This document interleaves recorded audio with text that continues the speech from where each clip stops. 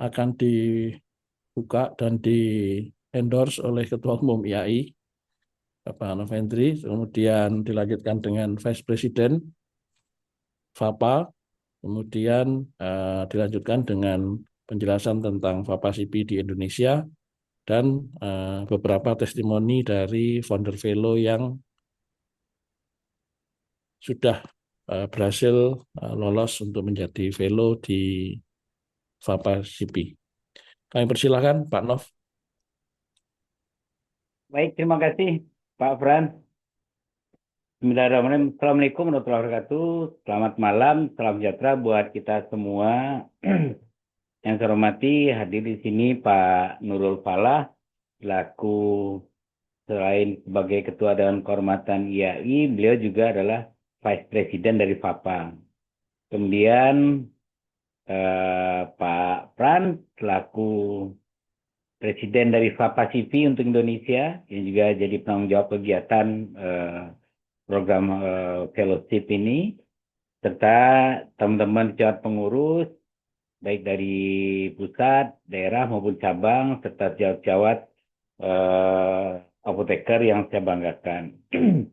Malam ini kita akan mendapatkan penjelasan dari Pak Fran, selaku penanggung jawab kegiatan, tentang program FAPA CV Fellowship batch kedua, yang merupakan kerjasama kita dengan FAPA CV Fellowship Program. FAPA adalah organisasi Ikatan Apoteker se-Asia Pasifik, di mana Indonesia menjadi salah satu anggota di FAPA. Kemudian FAPA punya program yang namanya FAPA CV dalam rangka penyetaraan kompetensi bagi para apoteker yang ada di Asia Pasifik. Program ini adalah program batch kedua, di mana pada program batch ke-1 tahun lalu kita sudah laksanakan, sudah kita hasilkan 35 orang ya Pak Fran ya. 35 orang Papa CV Fellowship, dan ini merupakan batch yang kedua. Teman-teman, para apoteker yang saya banggakan, program ini diinisiasi semenjak kepengurusan Pak Nurul sebagai Ketua Umum di periode kedua. Dan ini merupakan bagaimana cara IAI melakukan penyetaraan kompetensi, kemudian pengakuan dari para apoteker yang sudah berpraktek cukup lama, tetapi program kita belum ada untuk melakukan pengakuan peningkatan kompetensi tersebut. Nah, secara kebetulan FAPA sendiri secara organisasi punya program yang namanya FAPA CV untuk pengakuan kompetensi, peningkatan kompetensi tersebut. Sehingga IAI tentu tidak perlu repot harus membuat program sendiri, tapi kita cukup bisa bekerjasama dengan FAPA CV. Nah, itulah yang sudah berjalan 2 tahun belakangan, yang kita kerjasamakan dengan FAPA CV. Nah, pada malam ini Pak Fran tentu akan menyampaikan lebih detail teknis dari program fellowship ini. Harapan saya nantinya tentu teman-teman yang lolos di FAPA CV ini akan bisa berperan aktif dalam peningkatan kompetensi para apoteker. Saat ini IAI sedang menginisiasi penyusunan kurikulum dan modul untuk pelatihan teman-teman para praktisi. Semua yang punya minat sekarang sedang bergerak menyusun kurikulum dan modul bekerja sama dengan APTFI. Sehingga targetnya tahun depan, tahun 2026, berbagai pelatihan sudah bisa kita laksanakan, dan harapan kami tentu yang lolos sebagai program fellowship ini layak menjadi narasumber karena memang kompetensinya sudah diakui bukan hanya di Indonesia tapi di Asia Pasifik sebagai seorang praktisi yang mumpuni. Dan pada kesempatan ini Pak Nurul Falah selaku Vice President dari FAPA juga akan menjelaskan karena beliau adalah pihak yang diajak kerjasama oleh IAI untuk program Capacity Fellowship ini. Beliau tentu nanti akan bisa menyampaikan seperti apa program ini diinisiasi oleh FAPA, kemudian bekerja sama dengan IAI dalam rangka pengakuan atau penyetaraan kompetensi para apoteker yang sudah berpraktek cukup lama, sehingga ini merupakan suatu capaian atau pengakuan dari peningkatan kompetensi para apoteker di Indonesia. Maka dengan ini kegiatan ini bisa kita mulai dan kami mohon perkenan Pak Nurul untuk selanjutnya menjelaskan program FAPA CP ini sebelum secara detail nanti disampaikan oleh Pak Frans selaku Presiden FAPA CP Indonesia. Demikian, bila Taufik Alhidayah, wassalamualaikum warahmatullahi wabarakatuh. Terima kasih, Pak Nur. Warahmatullahi wabarakatuh. Silakan Pak Nur. Ya.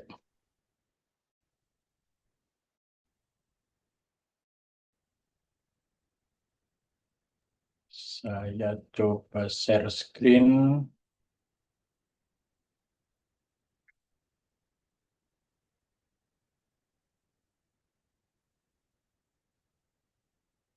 Ya. Terima kasih Pak Fran. Bismillahirrahmanirrahim. Assalamualaikum warahmatullahi wabarakatuh. Waalaikumsalam warahmatullahi wabarakatuh. Selamat malam dan salam sejahtera untuk sahabatku apoteker sekalian. Pak Ketua Umum yang saya hormati, Pak Novendri, Pak Presiden FAPA-CIPI Indonesia.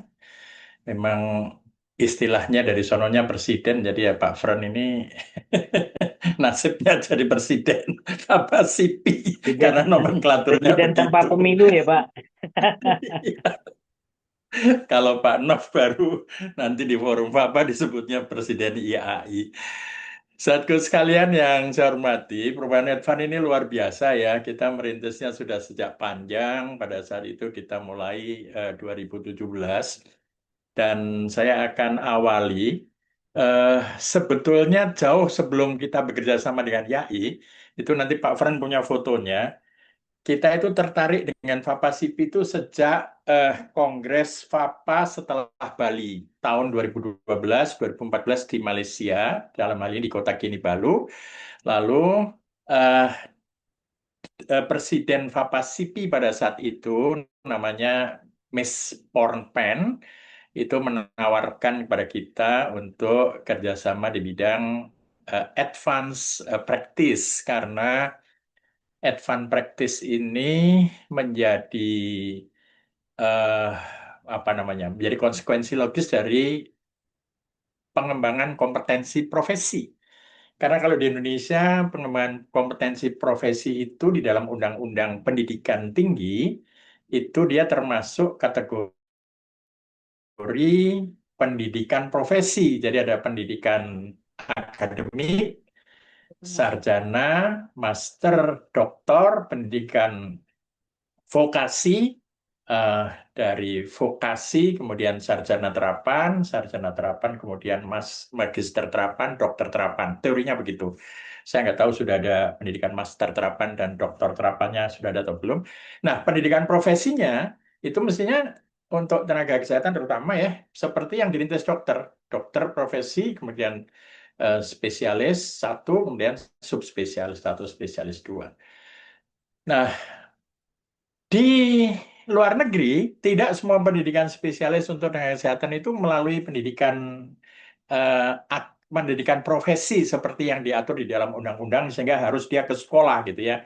Itu dianggap terlalu kaku karena orang setiap hari sudah bekerja, praktek, tetapi harus kuliah di kampus gitu. Sehingga kita lihat di beberapa negara itu pengembangan profesinya dilakukan oleh organisasi profesi, tapi nanti dia lulusannya juga jadi spesialis.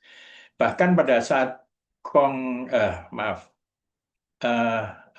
PIT-nya Hisfarsi waktu di Semarang 2 tahun yang lalu, kalau yang tahun ini kan di Jakarta ya 2 tahun yang lalu, itu Hisfarsi ngundang salah satu organisasi profesi Jepang, yaitu Hisfarsinya Jepang.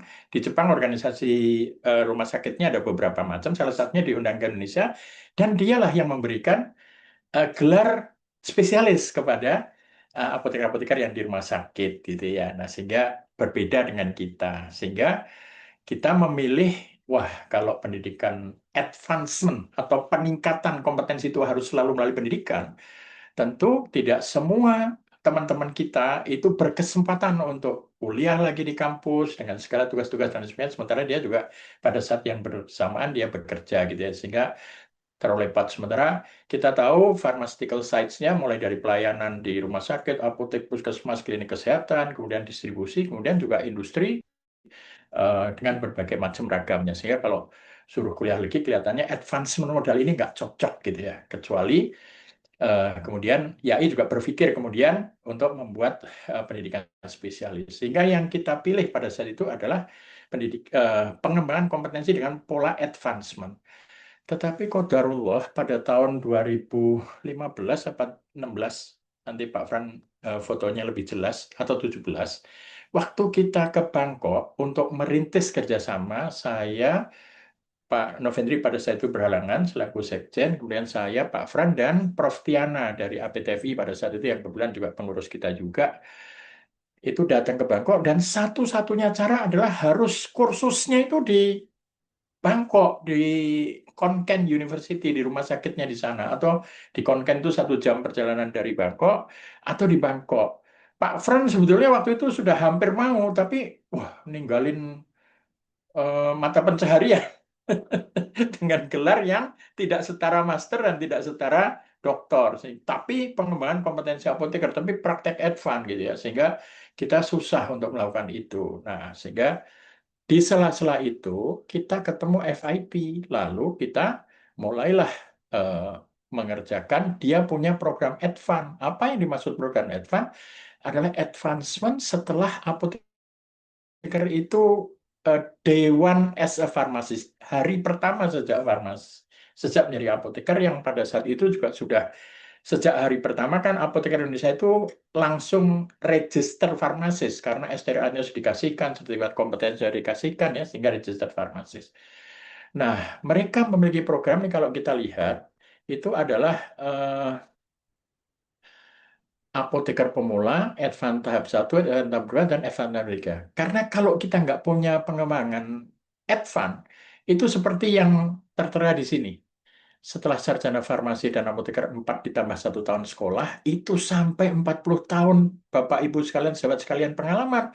Tetap aja gelarnya apoteker. Nggak ada spesialisnya. Pendidikan spesialis pada saat itu belum ada. Sekarang juga baru 1 aja, farmasi nuklir. Yang lain kelihatannya terhambat. Sehingga kalau menunggu pendidikan, lah kapan advancement ini diakui oleh masyarakatnya?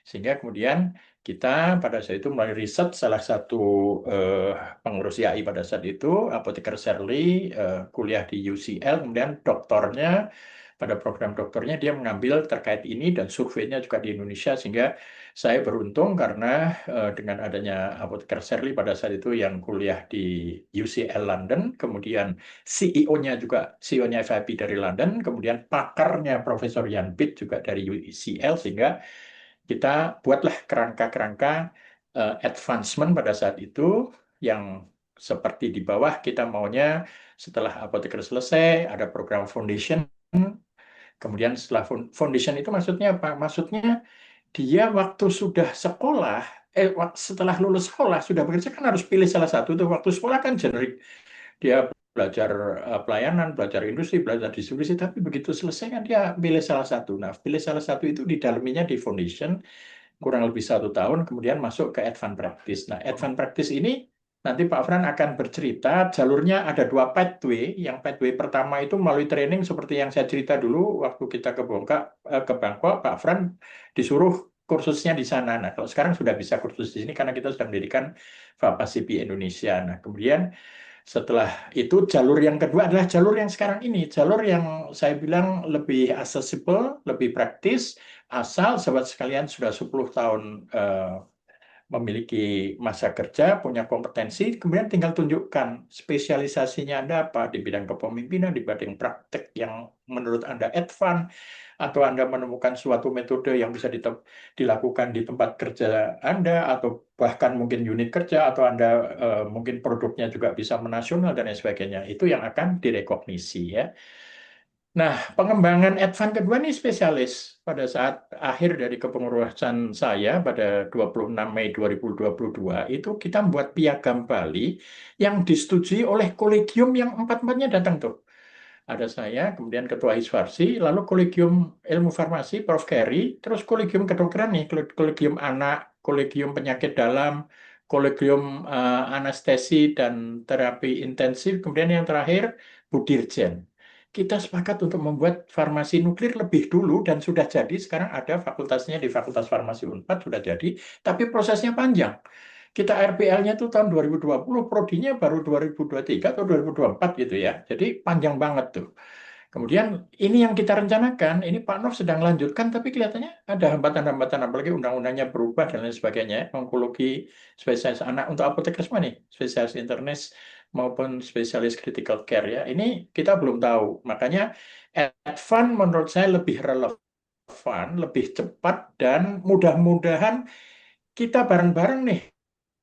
Mudah-mudahan juga nantinya direkognisi, karena pada saat itu kita waktu kerjasama dengan FIP itu hampir semua sumber dayanya itu FIP kerahkan kepada Indonesia ya, sehingga kita dibimbing. Pada saat itu ketua timnya kita menyebutnya National Professional Officer-nya adalah Pak Himawan. Pak Himawan ini salah satu direktur di Kemkes, ini di belakang Prof. Yahdiana ya. Kemudian Pak Toto masih Badiklat, kemudian ada Pak Fran, ada Bu Lucy, Prof. Yahdiana. Ini yang dari sana nih ketua FIP yang lama yang bersama-sama dengan saya Nusra Gandhi, ini Profesor Yan Bit, kemudian ada Bu Desak, ada Lina, ini Shirley yang tadi saya ceritakan, kemudian ada Audrey, ini Catherine Dagan adalah CEO-nya FIP sampai sekarang, kemudian Pak Hilwan, kemudian ini Josh Bill dari Monash University. Ini almarhum Pak Iswi penerbitan pada saat yang lalu ya, yang ikut meliput kegiatan ini. Nah, kerangkanya sebetulnya kenapa kita butuh advance? Society makin pinter sekarang, farmasis juga karir pathway-nya sudah bermacam-macam, kemudian governance policy dan sebagainya. Sehingga kalau kita nggak segera advance, seperti tadi di slide pertama saya gambarkan, kita 40 tahun masa kerja. Itu dulu saya kasih gambar tuh waktu, mohon maaf, waktu itu Prof. Umi Atiyah, Dekan Farmasi UNER pada saat itu, masih praktek di apotek, saya bilang, Prof, prakteknya berapa lama? 25 tahun, hampir 30 tahun, tapi gelarnya tetap apoteker. Gelar profesinya, meskipun gelar akademik dia kemudian menjadi dokter dan kemudian menjadi guru besar, tapi gelar profesinya tetap apoteker. Nggak ada advance-advance-nya, nggak ada spesialisnya. Di Indonesia pernah berdiri pendidikan spesialis di UNER, tetapi kemudian hanya meluluskan berapa, kurang lebih mungkin 2 angkatan atau berapa angkatan, terus berubah menjadi pendidikan master farmasi klinik ya, sehingga kita juga tidak beruntung pendidikan spesialis pada saat itu malah berubah menjadi pendidikan S2 ya. Nah, waktu itu ini slide yang kita kirim ke YAI. Kita YAI pada saat itu mengembangkan 5 pilar YAI, tetapi kalau kita cocokkan di advance, itu kita lihat advance itu adalah sebetulnya broad focus tapi dalam gitu ya. Jadi advance generalis. Dia ngerti banyak hal tapi dalam. Berbeda spesialis. Spesialis itu cuma sempit tapi kemudian dalam. Itu bedanya advance generalis dengan advance spesialis yang tadi kita tempuh. Nah, kita di IAV itu ada 6 domain ya. Domainnya itu yang pertama expert professional practice, itu terkait dengan prakteknya sekalian di mana. Kalau di pelayanan ya expert professional practice-nya terkait dengan pelayanan, standar pelayanan farmasian dan sebagainya, expertnya di situ. Tapi kalau di industri sudah good manufacturing practice, di distribusi good distribution practice, kemudian kalau muatannya di industri farmasi beda dengan industri kosmetik, beda lagi dengan industri obat rasional gitu ya. Kemudian yang kedua, working with others, itu WO, kemudian management, leadership, kemudian research and evaluation, dan education and training. Ini adalah kerangka atau domain yang disebut praktek advance pada saat kita bekerjasama dengan FIP. Nah, isinya sudah terinci seperti ini. Kita punya konsepnya dan ini sudah kita sebenarnya waktu itu konsepnya itu adopt and adapt. Jadi mengadopsi dari FIP, kita adaptasikan di sini, kita sesuaikan di sini ya. Harapannya kalau advance berjalan atau spesialis berjalan itu kalau seperti di Inggris dia punya privilege-privilege, misalnya pelayanan BPJS, ada apoteker yang advance level terakhir yang master itu punya apa namanya, punya hak untuk menulis resep misalnya, kemudian privilege-privilege yang lainnya. Nah, ini advance practice ini bukan eh, pekerjaan, tetapi lebih ke kompetensi, bukan balapan, tetapi memang tahap demi tahap. Kemudian bukan assessment untuk dinilai pada saat ini, tetapi develop terus gitu ya. Kemudian nggak kayak sekolah, kalau sekolah itu fix, kalau ini fleksibel, adaptable, kemudian tidak diatur, tetapi ini lebih ke profesionalnya, sehingga memang untuk mengawal ini, nanti benefitnya apa?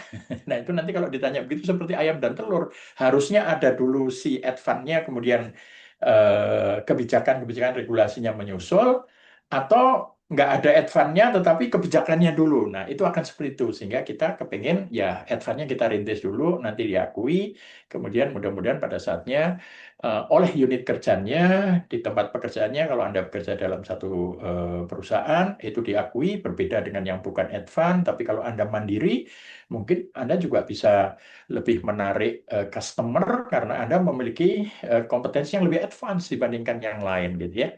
Nah, kemudian ini benar-benar fit directly into professional recognition system, credentialing ya, bukan kuliah, kemudian receiving purpose, culture, and mindset. Nah, sehingga mindset kita juga harus dibangun bahwa ini apoteker advance melalui jalur organisasi, bukan melalui jalur pendidikan. Nanti saya ceritakan juga, Pak, kita punya konsep ini dan Pak Nov nanti menyerahkan sebagai sekjen pada saat itu menyerahkan konsep ini kepada, kalau nggak salah ada fotonya nanti Pak Diono pada saat itu. Nah, ini dia.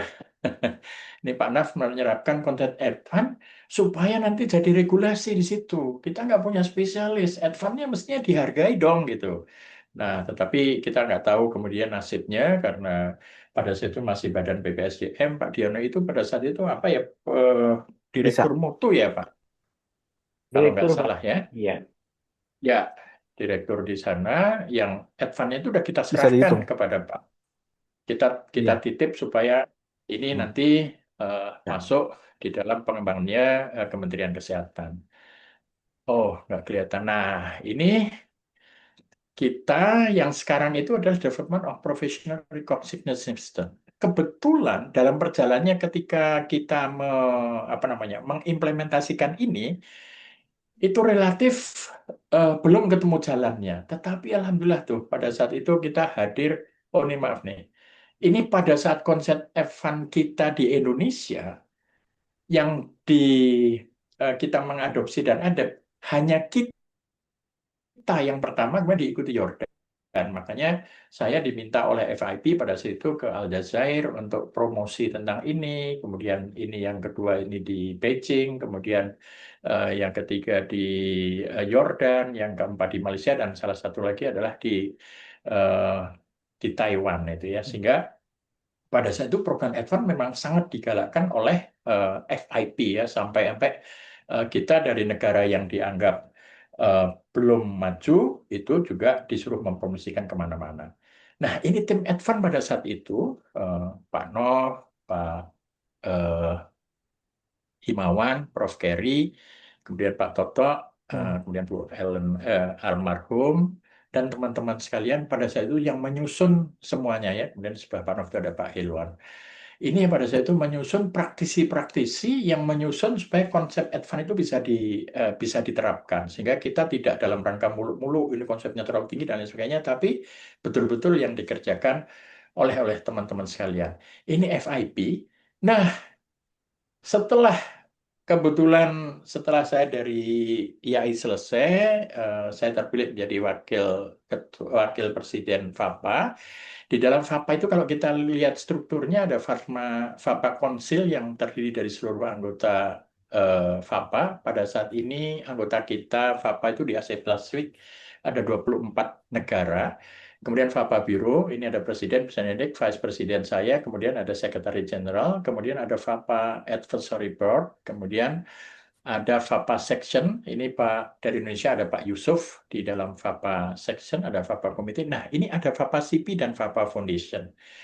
Beruntung pada saat FAPA 2023 di Taiwan, inilah ketemu antara ketua FAPA yang baru, sudah ganti, zaman saya dulu adalah Profesor Bronpen, sekarang ganti Profesor Rumpet, masih dari Thailand, dari Chulalongkorn University, dengan timnya ketemu Bisa, Pak. Pak Presiden Pak Nov, kemudian Sekjen Pak Yusuf, ada saya, ada Pak Fran, kemudian di belakang itu ada Catherine.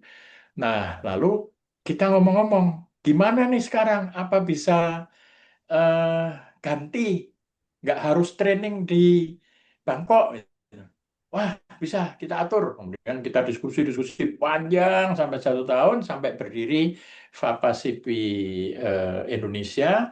Kemudian untuk yang pertama kalinya, itu kita kemarin menyebutnya Founder Fellow. Founder itu yang pertama, makanya disebut Founder. Founder Fellow ada 35 peserta. Sekarang ini batch kedua adalah dengan metode yang pathway yang tadi itu, yang ekuivalensi namanya.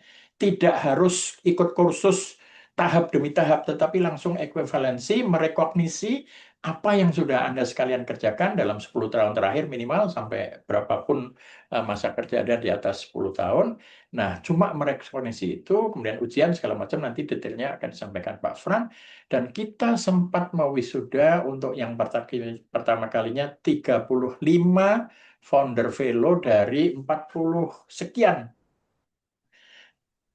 Ya, mohon maaf ada yang tidak lulus karena jurinya dari luar negeri. Jadi meskipun pada saat itu presentasinya lewat Zoom, ini nanti juga ujiannya lewat Zoom, presentasinya lewat Zoom, itu ya harus siap-siap. Sehingga pada saat itu, begitu semuanya sudah mendaftar, kami di bawah kepemimpinan Pak Ketua Umum itu menyampaikan gimana caranya supaya nanti lolos pada saat itu hanya interview dan tidak ada ujian tertulis. Bagaimana supaya lolos dan lulus mendapatkan sertifikasi ini? Itu kiat-kiatnya kita sampaikan. Oleh karena itu, pada kesempatan ini barangkali nanti kalau kita butuh kiat-kiat setelah 31 Desember semuanya masuk, kandidat-kandidat itu akan kita ajak untuk diskusi pengalamannya begini loh, yang lalu begini, sehingga mudah-mudahan semuanya lulus. Dan kalau lulus, insya Allah akan mendapatkan gelar FACP di wisuda seperti Pak Fran, Pak Nov, dan saya. Nah, jangan salah, kalau Pak Fran itu melalui ujian, saya dan Pak Nov itu honoris FAPA-CIPI. Jadi saya pada saat itu jadi penguji, Pak Nov jadi penguji, sehingga kita tidak melalui ujian, khusus saya dengan Pak Nov, tapi kalau Pak Fran dan 34 sisanya, teman-teman lainnya, itu semuanya adalah ujian. Ini sepintas yang bisa saya sampaikan, nanti Pak Fran lebih dalam tentang detail terkait dengan FAPA-CIPI metode second pathway ini. Terima kasih. Wassalamualaikum warahmatullahi wabarakatuh.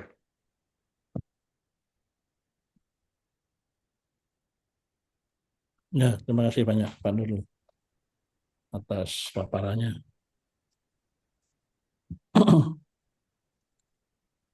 Saya akan melanjutkan tentang Bapak Sipi, saya izin share dulu. Jadi sebelum nanti Bapak Ibu mendaftar, mungkin perlu kenal dulu dengan Bapak Sipi, terutama yang di cabang Indonesia. Jadi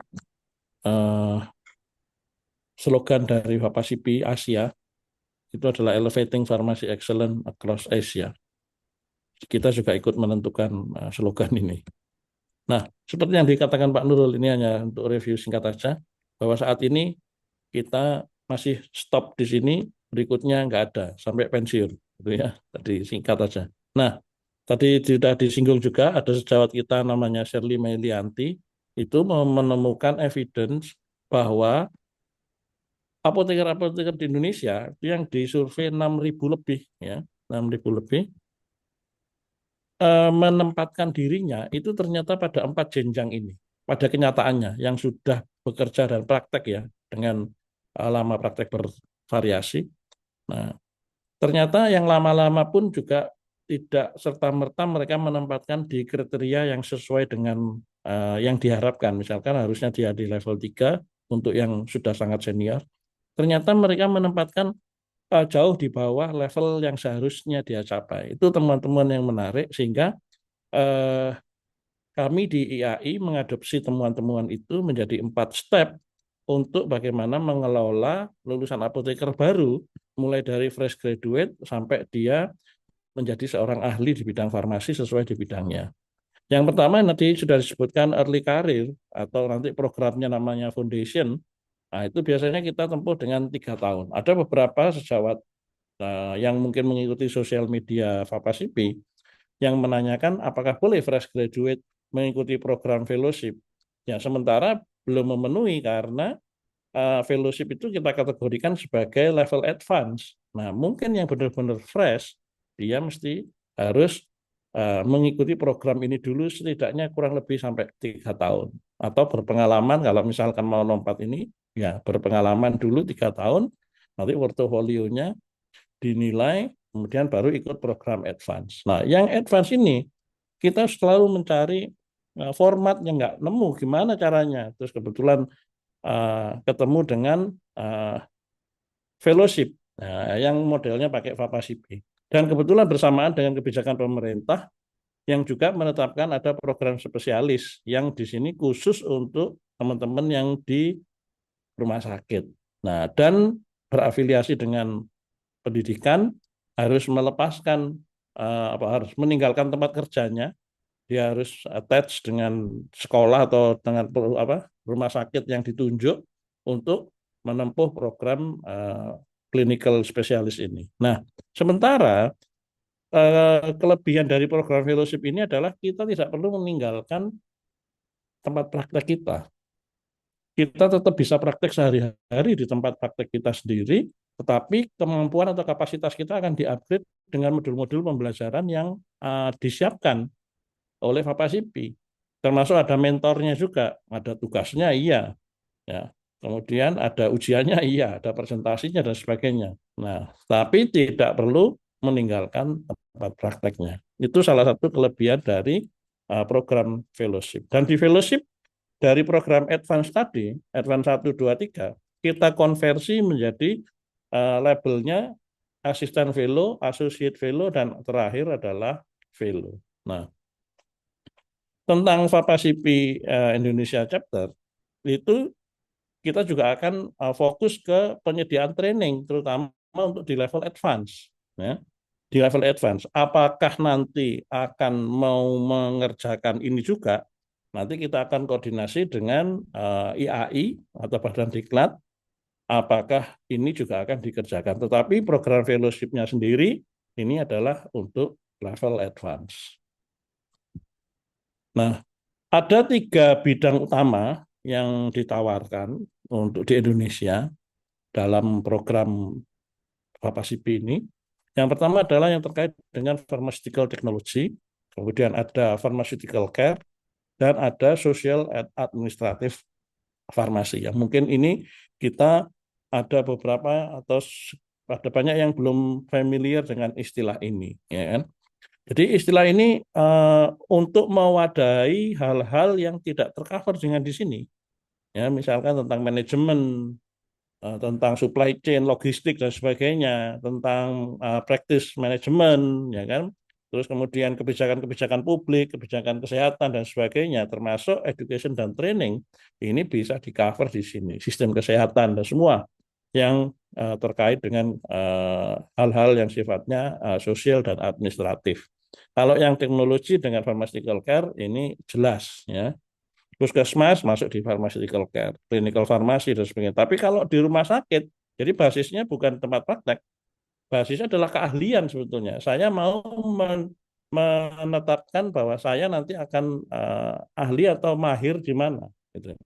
Walaupun di rumah sakit kalau sehari-harinya dia lebih happy di bagian logistik atau manajemen, ya mereka bisa pilih yang di bidang sosial administratif, ya.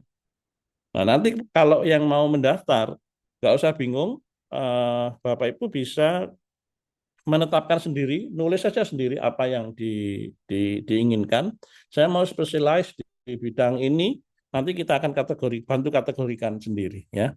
Nah, jadi pilih aja apa yang diinginkan untuk dijadikan sebagai keahliannya, gitu ya. Nanti kita akan bantu kategorisasikan di 3 bidang ini. Nah, di objektif dari Bapak Sipi yaitu intinya untuk harmonisasi dan juga untuk meningkatkan profesionalisme serta kolaborasi, ya, supaya kita juga punya networking yang lebih luas dari yang sekarang. Nah, aktivitasnya terutama adalah training CPD, ya, dan membangun jejaring serta mengadvokasi advancement kepada apoteker-apoteker yang lain. Nah, pengembangan Bapak Sipi di cabang Indonesia itu bermula tadi sudah diceritakan Pak Nurul, mulai itu 2017 sebetulnya. Ya. Orangnya yang masih bertahan cuma 1, ya. Yang lainnya masih hidup cuma sudah pensiun gitu ya. Nah, jadi kita ketemu di Bangkok hanya untuk pengen belajar waktu itu, ya, kita pengen mau melatih preseptor waktu itu. Bagaimana caranya? Malah kita yang disuruh training ke sana, ya. Nah, sehingga 6 tahun berselang, bukan berarti tidak ada komunikasi, tiap tahun akan tetap berkomunikasi kita, update mereka. Nah, ujung-ujungnya adalah tahun 2023 ketika kita ketemu di Taipei, mereka menawarkan kita punya format baru tentang pelatihan Bapak Sipi, kalian tidak perlu datang ke Thailand, kalian cukup tetap tinggal di negaranya dan tetap tinggal di tempat prakteknya. Kita punya kurikulum baru.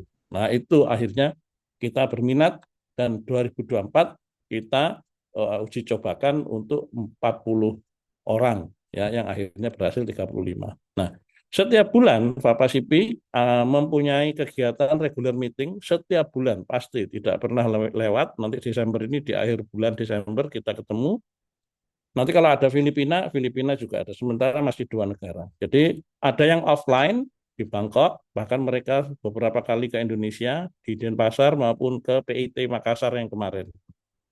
Mereka juga datang, sekaligus kita pakai untuk regular meeting. Nah, Bapak Sipi di Indonesia strukturnya di bawah IAI, ya. Di sini ada Board of Bapak Sipi, kemudian ada Presiden Bapak Sipi Indonesia, kemudian ada di bawahnya, kita sementara masih kecil, kita pakai 3 divisi aja dulu, ada akademik, ada IT, dan juga ada sekretariat.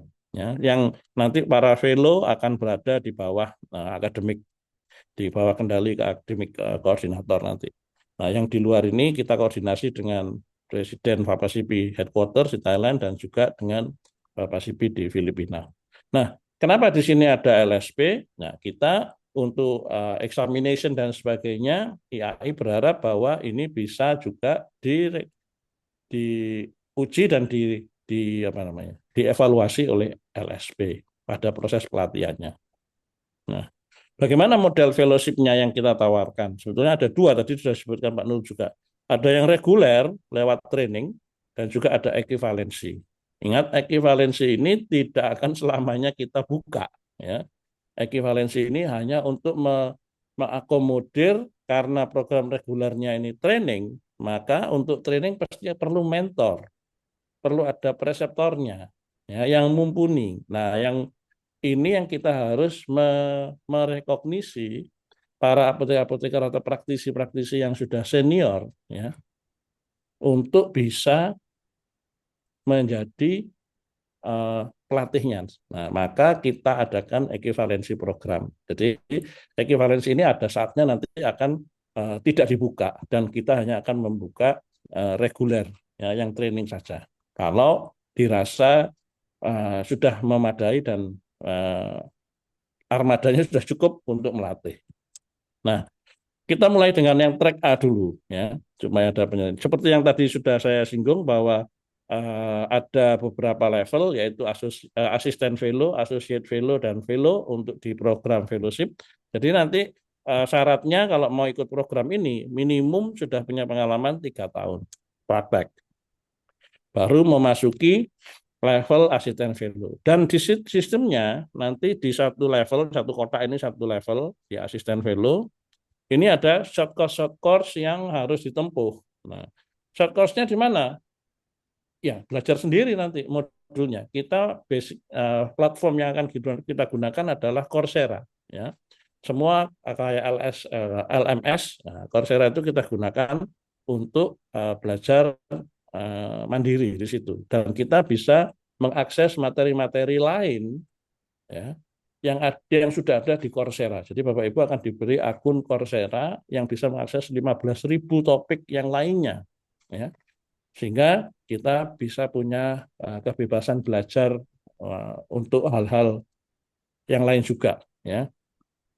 Nah, di sini setiap level, setiap programnya kita buat sangat fleksibel, ya. Di sini nanti kalau sudah lulus short course 1, ini waktunya kurang lebih 4 bulan ya. Kita belum tetapkan lamanya, kurang lebih 4 bulan. Dan untuk satu level ini disyaratkan 1.000 jam praktek. Ya.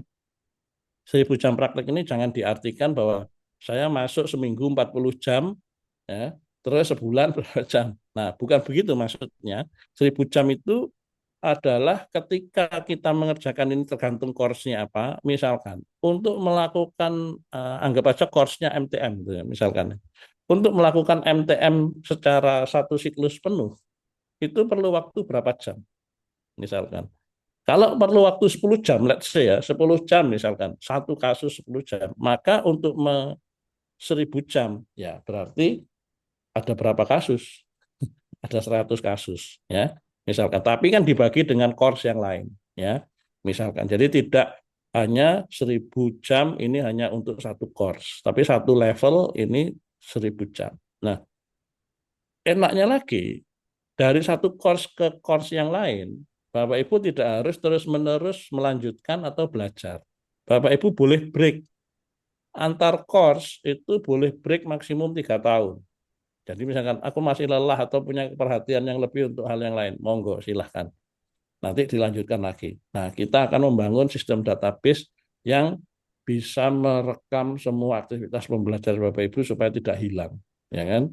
Nah, dan ini sangat fleksibel. Nah, intinya setiap step atau tahapan belajar kita itu akan dihargai, ya, akan dihargai. Kita menggunakan sistem yang namanya micro credentialing, ya, micro credentialing, sehingga setiap tahap akan terekam dan akan tetap diakui, ya, tidak akan di-delete. Sementara kalau kita misalkan studi formal, ambil master misalkan, maka kalau kita sudah 4 tahun kuliah tapi tesisnya belum selesai, maka Bapak Ibu tidak akan dapat ijazah. Nah, ini yang membedakan. Kita setiap tahap ada macro credentialing, ya kan? Dan di dalamnya ini kita juga masih ada rekaman-rekaman yang atau jejak langkah kita yang masih bisa direkam dan tidak akan di-delete, semuanya akan tetap diakui. Nah, maka di setiap tahap ini ada exam, ini asisten fellow, maka yang tahap ketiga itu Bapak Ibu diminta untuk riset. Ya. Nah, risetnya gimana? Jangan dibayangkan risetnya doktor atau risetnya S2. Ini risetnya bisa menggunakan data yang ada di tempat praktek sendiri-sendiri. Ya. Jadi nanti akan ada pembimbing yang juga akan memandu untuk melakukan risetnya, metodologi dan sebagainya. Jangan terlalu ditakutkan dulu, ya. Tetap akan ada pelatihannya untuk itu, ya. Karena kita harus juga, karena ini kita mengadopsi dari Thailand. Di Thailand itu lulusan fellow itu gajinya, ya, disetarakan dengan gajinya lulusan S3 atau doktor, ya. Bukan diberi gelar doktor, enggak, tapi gajinya itu disetarakan karena kualifikasinya itu setara dengan S3, ya. Di Thailand kita belum. Maka di sana ada riset, maka kita juga harus mengikuti ada risetnya juga. Nah, karena ini training tadi sudah saya katakan bahwa minimum punya pengalaman 3 tahun. Yang fresh benar mungkin belum boleh juga, ya. Jadi mengisi registrasi, CV dan sebagainya. Nah, learning modelnya kita menggunakan self learning, menggunakan Coursera nanti. Ada sesi Zoom dengan para preseptornya secara reguler dan juga ada pelatihan di tempatnya masing-masing, yaitu berupa experiential learning. Ya. Nah, kurikulum development-nya kita menggunakan Entrustable Professional Activity, ini baru yang pertama di FAPA, dan kita uji cobakan di Indonesia, nanti ini di setiap level EPA-nya juga akan berbeda-beda. Nah, ini yang saya katakan tadi ada micro credentialing. Jadi di setiap level kita akan ada pengakuannya. Jadi kalau misalkan course-nya tentang MTM, di MTM itu ada beberapa domain yang bisa dikerjakan dan tidak atau harus berhenti, tidak harus selesai semua, tetap akan dihargai, akan direkam, tidak akan di-delete gitu ya. Nah, ini menggunakan Coursera. Nah, kita masuk yang B, ekivalensi, yang kebetulan saat ini sedang kita tawarkan. Nah, syaratnya adalah memiliki 10 tahun pengalaman atau lebih di bidang-bidang spesifik prakteknya masing-masing, ya, continuous, ya, tanpa ada putus atau switch, ya. Nah, kemudian mengisi formulir registrasi, kemudian ada CV, terus ada executive summary. Isinya apa executive summary? Nanti akan saya tunjukkan. Ya. Kemudian mengikuti online course di Coursera. Nanti setelah Bapak Ibu registrasi akan diberi akunnya Coursera supaya Bapak Ibu juga bisa mengakses selama 3 bulan. Ya, selama 3 bulan. Menghadiri 2 sesi ujian. Nah, jadi ini tahapannya kalau dibuat tahap. Ini seperti yang saya pasang di sosmednya Bapak Sipi. Ya, jadi ada mengisi formulir, kemudian nanti akan diberi akun Coursera mulai awal Januari ya. Jadi akun Coursera akan diberikan di awal Januari sampai Maret. Kemudian mengikuti e-course ini ya di Coursera sampai Maret. Kemudian ujian tulis di sela-sela Bapak Ibu belajar ini, maka diadakan ujian tulis tanggal 7 Februari 2026. Dan presentasi wawancara sebulan kemudian dilakukan presentasi dan wawancara dan pengumuman hasilnya sampai paling lambat 31 Agustus. Mungkin bisa lebih cepat. Nah, ini link atau code, QR code untuk di formulir pendaftaran bagi yang belum memeriksa. Silakan dicek. Kemudian ini executive summary. Jadi di dalam ini nanti Bapak Ibu mengumpulkan CV dan mengumpulkan executive summary. Executive summary ini terkait dengan kontribusi profesional, ya. Tentang isinya, ya, harusnya mencerminkan keahlian kandidat. Jadi berisi tentang judul executive summary-nya, bidang keahliannya apa, kemudian latar belakangnya, kemudian gambaran pekerjaan dan peran dari kandidat dalam pekerjaan tersebut sebagai apa dan ngapain aja. Kemudian outcome atau luaran-luaran hasil langsung, termasuk juga dampak, ya, atau impact secara jangka panjang yang sudah pernah kita hasilkan. Ya, jadi makanya tadi Pak Nur menyinggung bahwa ini ada leadership dan sebagainya. Dari pengalaman dan leadership kita, itu luaran apa yang sudah kita produksi, kita hasilkan, baik secara jangka pendek, langsung, maupun secara jangka panjang. Dan manfaat-manfaat serta potensi di scale up dari apa saja yang sudah pernah kita buat atau dikontribusikan tersebut. Serta kalau ada dokumentasi ya, atau data-data pendukung yang bisa membuktikan apa saja yang sudah pernah kita kerjakan sebagai kontribusi profesional. Kontribusi kandidat dalam pekerjaan, ya, jika dilakukan berbasis tim, maka Anda perlu menjelaskan peran dan kepemimpinan kandidat dalam tim tersebut.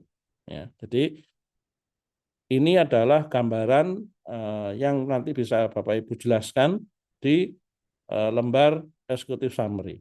Ya, tidak ada batasan kalimat atau kata dari executive summary. Nah, ujiannya, ya, tadi ada ujian seleksi, ada 2, jadi berupa ujian tulis yang IC bukan MCQ ya. Jadi IC pertanyaan-pertanyaannya lebih, ini bukan bocoran ya, bukan bocoran. Lebih pada untuk menggali critical thinking sebetulnya. Untuk melihat seberapa jauh kita mengenal dengan permasalahan yang ada di bidang keahlian kita, yang kita pilih ya, bidang keahlian yang kita pilih. Ya. Permasalahan apa saja yang ada di situ dan apa yang ide kita untuk menyelesaikan masalahnya, ya, solving the problem. Nah, kalau ada menggunakan model pendekatan dan apapun yang bisa dilakukan, atau mungkin sudah pernah, ya kan? Nah, itu bisa dipakai sebagai jawabannya, ya. Terus terang kami juga belum tahu isi pertanyaannya seperti apa, ya. Terus terang kami juga tidak tahu. Jadi kami tidak bisa membocorkan karena nggak tahu isi pertanyaannya, ya. Karena mereka sendiri nanti yang menyiapkan pertanyaannya. Dan ini berlaku untuk 3 negara, ya. Di ujian ini paralel di 3 negara, Thailand, Indonesia, dan Filipina, dan menggunakan platform psikologi. Nanti penggunaan platformnya seperti apa, kita akan latihkan. Ya, jadi ini psikologi ini mirip dengan kalau kita ujian OSCE atau OSPE bagi yang sudah pernah ujian dengan IAI. Ya, jadi yang menyiapkan platformnya kebetulan IAI untuk dipakai di 3 negara. Ya, jadi ujiannya di rumah, nanti ada briefingnya juga. Nah, panjang kalimatnya ini dihitung kalau ini 700 sampai 1000 kata. Ya, untuk uraian jawabannya itu. Bahasa Indonesia boleh, boleh. Ya, kalau yang ujian loh ya, bahasa Indonesia boleh. Nanti kita bantu translatekan sebelum diuji oleh para jurinya, ya. Nah, cuma hati-hati Bapak Ibu, mohon bijak untuk dalam penggunaan AI, ya, karena kita akan menggunakan AI detektor, ya. Jadi mohon ini disikapi dengan bijak tentang penggunaan AI karena ini digunakan di rumah, ya, digunakan di rumah. Nah, kalau yang executive summary kalau bisa bahasa Inggris itu helpful karena mereka akan baca sebisa mungkin ini bahasa Inggris, ya, termasuk CV dan sebagainya itu kalau bisa bahasa Inggris, ya. Nah, ujiannya aja enggak apa-apa karena mikir dalam bahasa Inggris itu kesulitan double nanti, ya. Jadi mikir ininya karena langsung 3 jam dikasih waktu 3 jam, ya, ujian tulisnya dalam bahasa Indonesia dibolehkan. Kalau dalam bahasa Inggris lebih baik, gitu ya. Nah, kemudian ada interview 30 menit, 10 menitnya untuk presentasi, 20 menitnya untuk tanya jawab. Ini semua nanti online lewat Zoom dan jadwalnya akan diatur oleh panitia. Nah, biaya pendaftarannya berapa? Ini banyak yang daftar, banyak yang nanya, ya.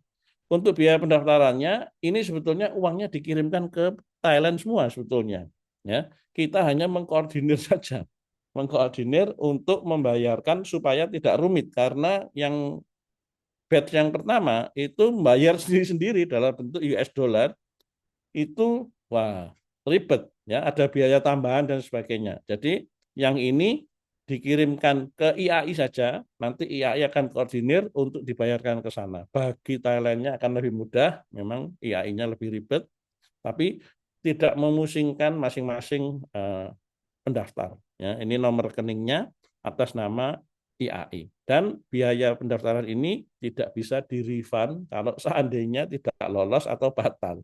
Gitu ya. Nah, tanggal-tanggal penting, ya, jadi batas pendaftaran 30 Desember, kalau bisa biaya pendaftarannya juga bisa dibayarkan supaya Bapak Ibu juga akan bisa diberi akun. Jadi akun Coursera itu akan diberikan kalau Bapak Ibu sudah melakukan pembayaran uang pendaftaran. Ya. Mulai Januari sampai Maret, ujian IC 7 Februari, interviewnya 7 sampai 15 Maret, ya. Pengumumannya sampai dengan 31 Agustus dan inaugurasinya pelantikannya tanggal 3 sampai 7 November di Bangkok. Ini QR code-nya sama dengan pendaftaran tadi. Nah, jadi inaugural ceremony-nya akan dilakukan di Bangkok. Ya, Pak Nurul sudah survei ke sana kayaknya. Ya, bersamaan dengan Kongres FAPA yang ke-31. Jadi kalau yang Kongres FAPA sebelumnya di Seoul, di Korea, maka wisudanya di sana. Kalau yang ini kebetulan di Bangkok, wisudanya di Bangkok. Nah, ini beberapa dokumentasi foto wisuda ketika 35 orang Vandervelo ya saat dilantik di Seoul ya pada tahun 2024. Jadi nanti yang batch kedua istilahnya cuma Velo Vapasipi, foundernya nggak ada. Jadi foundernya hanya untuk satu angkatan ini saja. Nah, ini beberapa dokumentasi yang lain. Ini saat penyerahan sertifikatnya diberikan langsung oleh Presiden FAPA. Jadi Ibu ini adalah Presiden FAPA. Ya.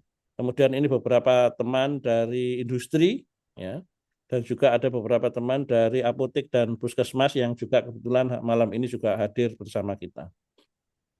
Nah, ini para dari headquarter ya pengelola Vapasipi di Thailand ya. Kebetulan ini foto ini diambil ketika mereka mengadakan workshop di PIT Makassar beberapa bulan yang lalu. Kalau info yang lebih lanjut ini ada di vapasipi.org ya. Di sini sudah halaman pertama langsung videonya Pak Nurul ya. Halaman pertama langsung. Kemudian juga pengumuman-pengumuman di Indonesia chapter ada ya di bagian kanan atas itu lebih detail tentang Indonesia chapter. Ya, memang dibuatkan sendiri-sendiri, jadi dipusatkan di sana. Demikian sementara kalau ingin berkomunikasi dengan kami, kita punya beberapa channel YouTube juga ada Vapasipi Indonesia, Instagram vapasipi.id, WhatsApp. Kemudian ada email. Silahkan berkomunikasi dengan kami. Setiap hari kami coba respon secepatnya. Jadi kita pantau terus perkembangannya. Demikian penjelasan dari kami. Kami lanjutkan dengan testimoni barangkali atau diskusi dulu. Testimoni dulu mungkin ya. Di sini ada Ibu Emelda.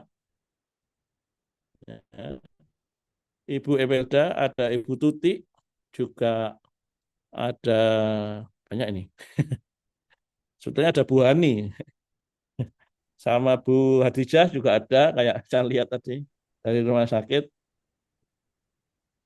Bu Eca, ini Bu Eca dan kemudian siapa lagi ini? Ya, silakan dimulai dulu dari Bu Imelda mungkin benefit-benefit atau apa pengalaman setelah menjadi founder Velo. Mungkin bisa di spotlight ini ke Bu Imelda. Iya, langsung aja Pak Frans karena saya Ya. mau balik ke apotik. Izin Pak Oh, Nur silakan. ya. Izin teman-teman sekalian. Iya, saya apoteker Imelda Ferendina. Saya lihat teman-teman saya izin duluan, Mbak Eca, Bu Tuti, Bu Hani. Izin Pak Ketua, ada Pak Nur juga ya. Saya kasih testimoni dikit ya. Sebelum balik ke apotik, kebetulan lagi rame. Saya pulang bentar. Ya, oke. Baik, teman-teman apoteker. Saya apoteker Imelda Ferendina dari Medan, Sumatera Utara. Satu-satunya founder Velo, Pak Frans, dari Sumatera Dari Utara. Sumatera. Iya. Dari Sumatera mungkin. Oh, enggak, Sumatera Utara. Ada Bu di Ya, dia. ya. Ada Bu di ya, ada Bu Dian satunya lagi. Nah, saya sudah 25 tahun bergerak di bidang farmasi komunitas. Kemudian saya mengikuti program penyetaraan atau ekuivalensi fellowship Vapasipi ini untuk mendapatkan pengakuan profesional di tingkat internasional. Kan saya sudah 25 tahun ini, jadi pengenlah rasanya dapat pengakuan internasional. Namanya manusia kan kita nggak pernah puas ya Pak ya, puas ke arah yang positif gitu. Jadi saya ingin mendapat pengakuan internasional, saya ikuti seleksinya ya. Sangat jelas seleksinya, saya ingat kemarin ada eksekutif summary yang kita harus susun, kemudian ada ujian tulis secara, saya lupa, ujian tulis secara online ada nggak Pak ya? Pokoknya saya menyiapkan semuanya, terus saya presentasi, kemudian kita ada ujian online, wawancara dengan para expert-expert, juri-juri dari berbagai negara, termasuk juga beliau-beliau yang luar biasa. Ada Pak Nurul waktu itu, ada Pak Novendri juga ya. Jadi teman-teman, kalau seangkatan saya seangkatan Pak Frans. Sorry ya Pak Frans, buka kartu ya. Jadi dengan program ini saya merasa bahwa pengalaman saya selama 25 tahun ini benar-benar dihargai dan divalidasi. Karena yang saya tahu velonya apoteker ini masih FACP ini. Kalau saya kan kalau gelar saya kan FACP ya, FACP ini yang satu-satunya yang saya tahu. Saya nggak tahu ya Pak Nurul ya, Pak Frans, Pak Nov ya, ada yang lain ya selain FAPACP ini gitu. Jadi saya sangat bangga menyematkan nama gelar FACP di belakang nama Imelda Ferendina MFAM FACP. Yang saya mudah-mudahan seizin Tuhan insya Allah puji Tuhan nanti bulan 2 bulan 3 ada doktor di depan namanya. Mudah-mudahan doain ya Bapak Ibu ya. Jadi biar lengkap gitu. Jadi saya sangat senang menyandang gelar FACP dan saya bawa kemana-mana. Bahkan anak-anak mahasiswa saya bilang, FACP-nya jangan lupa ya gitu. Ke Korea ini jemputnya. Saya suka canda gitu. Bu Tuti udah ketawa dia. Jalan saya mau wisuda jalan 3 kilo loh di Korea. Sampai kurang bobotnya 4 kilo. Balik Indonesia saya 4 kilo berkurang. Aduh, pengen Korea lagi rasanya. Oke, teman-teman sekalian, jadi benefit yang saya rasakan tentu dengan bertambahnya gelar, bertambahnya teman ya di mana-mana ya. Jadi undangan-undangan sebagai pembicara juga tentu bertambah. Ini yang saya rasakan. Artinya ya tentu saja rekening saya juga bertambah. Kita nggak boleh munafik ya Pak Nurul ya. Ya namanya ini ya. Jadi saya mengajak teman-teman, menghimbau teman-teman, jangan jangan ragu, ikut nih, ayo ikut AA. Saya rasa Pak No, Pak Nurul, Pak Frans ya, teman-teman lain cukup cukup membantu, cukup membuka informasi sejelas-jelasnya. Ya, saya juga cukup bersemangat. Saya akan punya teman-teman baru. 50 nanti Pak ya, kalau enggak salah. Pak Frans ya, tambah 50, berarti kita 50 tambah 35 ada 85. Jadi apoteker di Indonesia nggak bingung, apa itu FACP? Udah 85. Kalau istilah Medannya udah 85 Bang, udah 85 Kak ya.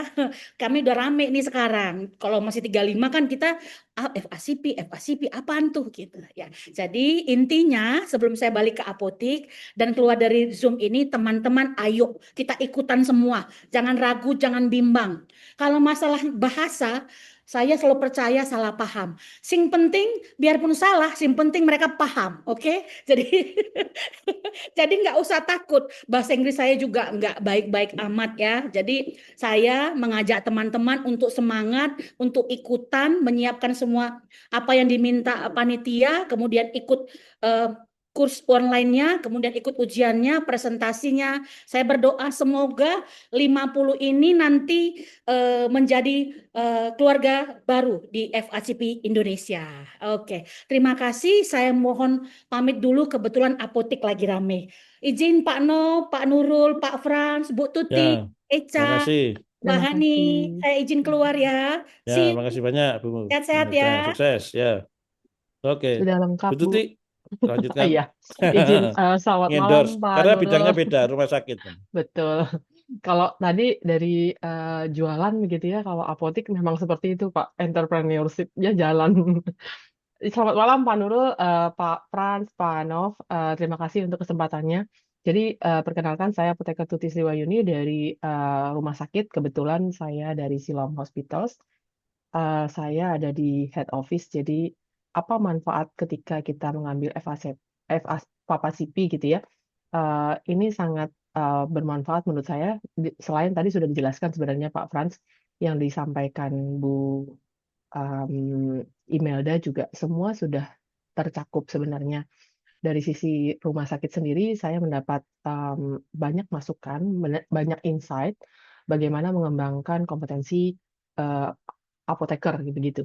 Dan ketika kita melihat jenjang karir, kita tidak berhenti sampai di apoteker, karena di rumah sakit kita juga butuh penghargaan. Kalau tadi yang disampaikan Bu Imelda, dengan otomatis sebagai narasumber dan sebagainya, tentu kita juga lebih ada ada nilai tambah dengan gelar yang kita dapatkan. Itu semua karena networking tentunya.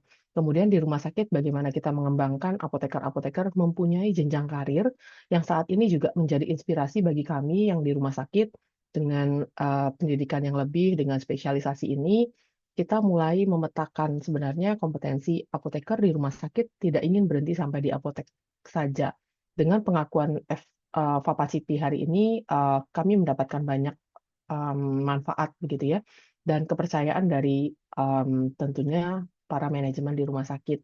Hari ini juga saya punya ada tim saya di sini juga yang join, Ibu Yovita, mungkin juga sudah kenal begitu ya. Jadi saya meminta teman-teman Siloam Hospitals Group juga ikut berkontribusi. Salah satunya juga Bu Yovita aktif di Clinical Pharmacy Excellence Program yang saat ini kami kembangkan. Jadi bagaimana SDM di rumah sakit juga berkontribusi untuk meningkatkan keselamatan pasien ketika dirawat di rumah sakit. Dengan gelar tambahan ini banyak hal yang bisa kita diskusikan dengan rekan-rekan yang sejenis begitu ya, sama-sama di hospitals, kita punya komunitasnya, society-nya, dan mudah-mudahan ini juga berdampak baik untuk perkembangan apoteker di rumah sakit. Mungkin itu saja Pak Nov, Pak Frans, Pak Nurul dari kami di rumah sakit. Terima kasih. Oke, terima kasih Bu Tuti. Ini sebagai perwakilan rumah sakit. Ini ada Bu Hadijah kayaknya. Bu Hadijah Tahir. Jika nanti berkenan, nanti silakan melanjutkan Bu Hadijah ya. Bu Eca, ini dari jauh nih, dari Sulawesi Utara, di mana? Bitung. Selamat malam, Ya. Pak Frans, teman-teman semua, Pak Nurul, ya, rekan-rekan founder fellow dan rekan-rekan sejawat apoteker semua. Perkenalkan, saya Elizabeth Chandra, biasa dipanggil Eca. Saya apoteker. Kalau tadi Bu Imelda satu-satunya dari Sumatera Utara, saya satu-satunya dari Sulawesi Utara. Tepatnya di Minahasa Utara. Jujur waktu ikut pertama saya didorong-dorong sama senior saya. Nggak tahu Bu Lili hadir nggak ya? Iya, saya terima kasih sekali. Kita apoteker di daerah dan ya senior saya bilang kamu punya banyak ide, punya banyak pemikiran yang baik, tapi kayaknya kalau cuma ngobrol sama saya di daerah nggak berkembang gitu ya.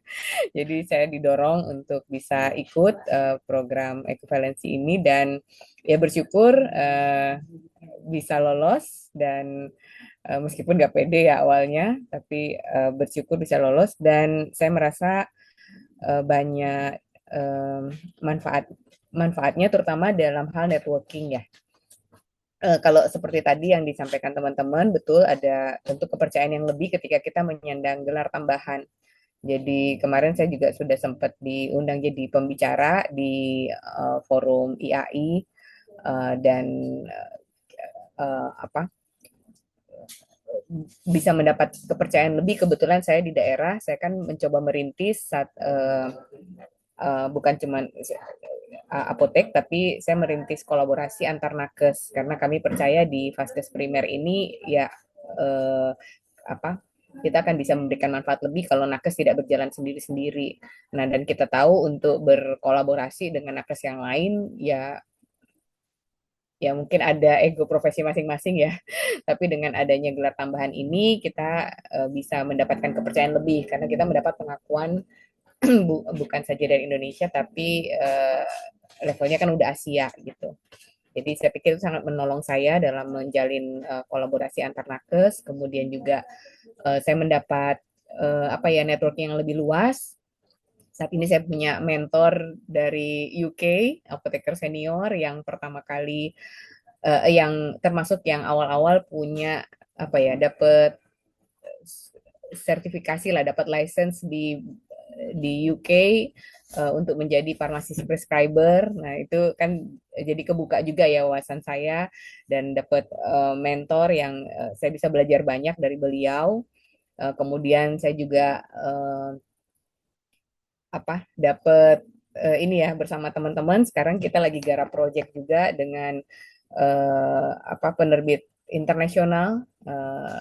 Kita akan dari Springer Publication kalau teman-teman tahu, dan semua network ini tidak akan kita akan membawa history of Asian pharmacy ya dan mewakili Indonesia, dan semua net ini tidak akan terbuka jalannya kalau saya nggak ikut program fellowship ini. Dan tentu saja saya berharap ini bukan cuma berhenti di saya, tapi saya berharap bisa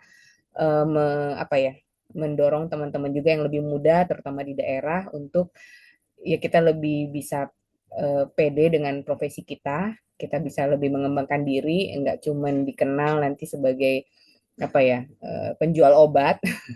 Kita punya peran lebih.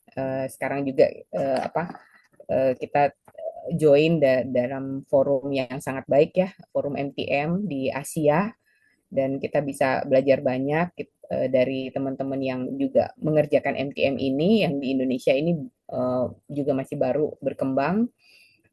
Sehingga teman-teman di komunitas, saya dulu sempat putus asa gitu ya, masih kayak di komunitas kayaknya kita cuman berperan sebagai dan dihargai sebagai penjual obat gitu. Padahal ada begitu banyak edukasi yang bisa kita berikan, yang kita bisa bantu pasien untuk bisa optimal terapinya. Tapi ya itu ya nggak ada kurang dihargai lah ya. Tapi dengan ini kita bisa meningkatkan juga kualitas dari pelayanan kita di komunitas. Kita jadi bisa belajar, oh kalau di negara lain mereka melaksanakan MTM seperti apa, dan bagaimana kita juga bisa saling belajar. Pertemuan MTM Asia itu tiap bulan sekarang ada, dan kita bisa belajar dari teman-teman berbagai negara. Dan nanti kalau teman-teman nanti mau tertarik dengan praktik MTM di komunitas, Januari nanti, jadi yang Desember diundur Januari Pak Frans, karena teman-teman mungkin banyak kesibukan akhir tahun, ya nanti kita akan melakukan komparasi tools MTM di beberapa negara. Saya pikir itu sangat menarik sekali. Jadi saya mendorong teman-teman yang sudah hadir malam hari ini, jangan dilewatkan, daftar segera untuk bisa ikut batch fellow FACP berikutnya. Saya yakin ada banyak manfaat yang akan bisa teman-teman dapatkan, baik itu dari sisi networking, dari sisi kesempatan-kesempatan untuk bisa mengembangkan praktik profesi, dan tentu saja membawa banyak manfaat untuk apoteker-apoteker yang lain dimanapun kita berada. Lagi mungkin Pak Frans. Oke, terima kasih banyak ya, Pak Eja ya. Sangat menginspirasi. Nah, ini ada Bu Ani. Nah, ada Bu Hadijah juga. Selamat malam Pak Frans. Ya, selamat malam Pak Nov, Pak Nurul, Pak Frans, teman-teman fellow, Bu Tutik, Bu Eca, Bu Hadijah. Ya, perkenalkan saya Haniku Sumawardani, saya satu-satunya founder fellow dari Puskesmas. Memang untuk Puskesmas mungkin fellowship ini hal yang aneh gitu ya, mungkin jarang terdengar gitu, sehingga mungkin tidak tahu gitu. Dan saya sejauh yang bisa saya lakukan, Pak Frans, saya juga ikut mempromosikan ini supaya saya punya teman gitu. Rasanya nggak enak sendirian, mau membuat apa-apa nggak punya teman saya ini. Oke, memang untuk di kedinasan gitu ya, karena saya PNS, mungkin untuk penambahan gelar itu juga tidak terlalu berpengaruh banyak. Artinya kita belum ada lah penghargaan secara finansial ataupun pengakuan seperti itu. Tetapi ya tidak apa-apa karena kita sudah sah, sudah diwisuda, sudah sah mencantumkan FACP di belakang nama, ya dicantumkan aja gitu. Meskipun secara kedinasan mungkin tidak diakui gitu atau belum diakui. Saya sangat berharap nanti untuk yang batch berikutnya ada yang dari Puskesmas sehingga saya tidak sendiri, dan semoga banyak juga yang dari Puskesmas. Tempat ini kemarin dengan Hiaskos yang banyak sekali anggotanya gitu ya, kalau kemana-mana bareng-bareng gitu. Sementara saya tidak punya teman. Sepertinya saya sama Pak Fran yang nggak punya teman ya. Orang juga sendiri. Teman-teman sekalian, memang dengan adanya penambahan gelar gitu ya, itu pasti akan memperpanjang nama kita, dan itu juga memberikan rasa percaya diri, dan juga akan menambahkan value kita gitu. Ketika kita berbicara di muka umum, menjadi pembicara gitu, tentu itu ada kebanggaan tersendiri gitu ya, dan apalagi mendapatkannya juga cukup sulit kalau menurut saya gitu ya, dengan bahasa Inggris saya yang tadi katanya Bu Imelda salah paham gitu ya. salah-salah nggak apa-apa, yang penting paham gitu. Dan itu biasanya yang menjadi pertanyaan teman-teman apoteker di puskesmas khususnya yang tanya ke saya. Saya kesulitan membuat CV berbahasa Inggris. Saya tidak pede. Sebenarnya kalau bahasa Inggris itu di tempat kita kan, apalagi kita apoteker itu pasti pasti bisa ya, pasti secara pasif itu pasti bisa gitu. Ada orang ngomong pasti insya Allah paham lah apa gitu. Cuman nggak pede aja gitu. Kendalanya di situ. Padahal kalau tahu bahasa Inggris saya pasti mereka juga akan ketawa gitu ya kan. Oh, saya nggak pinter-pinter amat bahasa Inggris.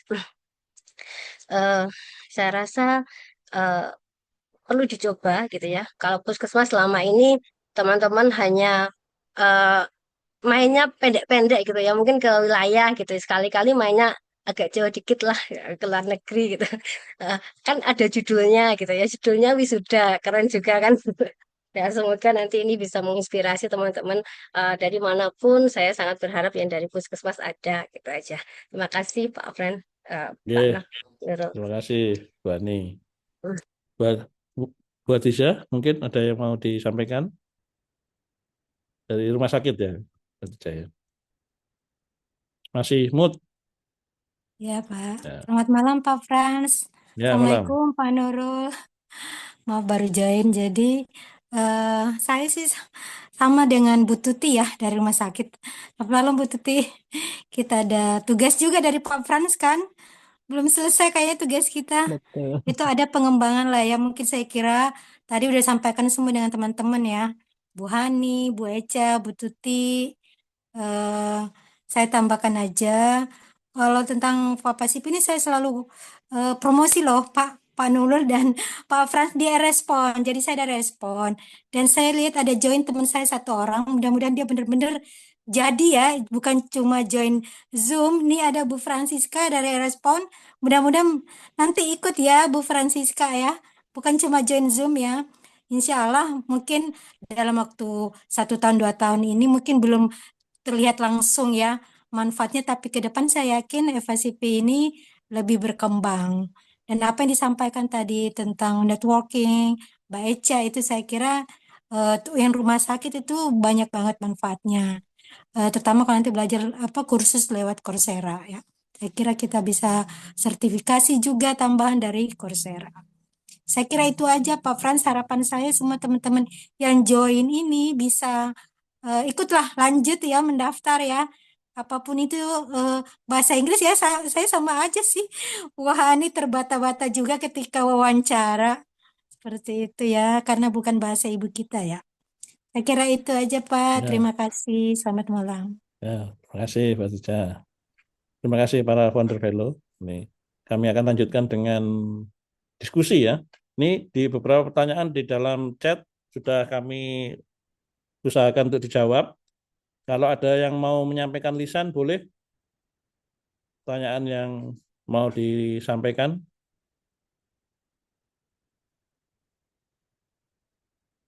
Semoga bisa menjawab.